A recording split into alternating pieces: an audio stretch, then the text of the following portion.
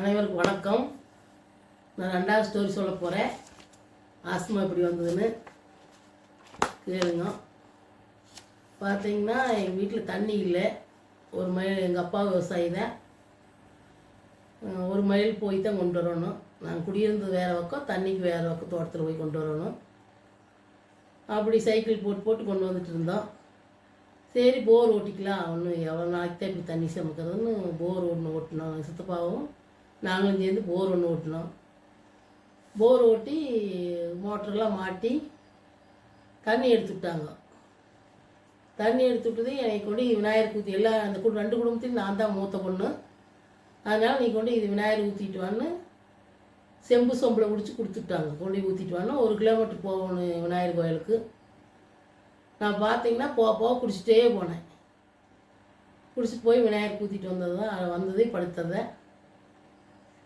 அப்படியே இழப்பு வாங்கி அப்புறம் எங்கள் அப்பா ஹாஸ்பிட்டலுக்கு கொண்டு போனாங்க. உங்கள் அம்மா உள்ளுக்கு ஆஸ்மா வந்துருச்சு, நீங்கள் 6 மாதத்துக்கு மாத்திரை சாப்பிடணும், சாப்பிட்டு வாங்க அப்படின்னு சொன்னாங்க.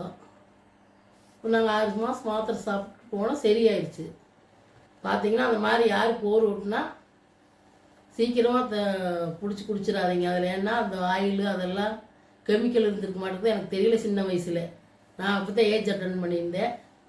எனக்கு விளையாட்டு புத்தியில் தெரியல, குடிச்சு போட்டேன். அப்புறம் பார்த்தீங்கன்னா அப்போ நல்லாயிடுச்சு. மறுபடியும் கல்யாணம் ஆனதுக்கப்புறம் பையன் பிறந்தான். உடம்பு கொஞ்சம் வீக் ஆகுங்காட்டி மறுபடியும் வந்துடுச்சு. மறுபடியும் நிறைய ஹாஸ்பிட்டல் போனோம். அப்புறம் ஈரோட்டில் போய் தான் இந்த போடமா அவனை போட்டு தாகணும், ஆஸ்மா இருக்குது அப்படின்னு. இப்போ பார்த்தீங்கன்னா 35 வருஷமாக அந்த அப்பா படிச்சுட்டு தான் இருக்கிறேன். பார்த்தீங்கன்னா ஒவ்வொரு சீக்காக வந்துடுச்சு எல்லாம். இவ்வளோதான் என்னோடய ஆஸ்மா கதை. இப்போது எந்த வருஷத்தில் அது நடந்தது? போர் தண்ணி குடித்தது அது 14 வயசு இருக்குமா உங்களுக்கு? எனக்கு 16 வருஷம் இருக்குது. 16 வருஷத்துலேருந்து உங்களுக்கு ஆஸ்மா இருக்குது. அப்போ நல்லாயிடுச்சு, வாடி வந்துடுச்சு. இப்போ இருந்துகிட்டே தான் இருக்குது, அது அடிச்சுட்டே தான் இருக்குது. அது இன்ஹேலர் எடுத்துக்கிறீங்க.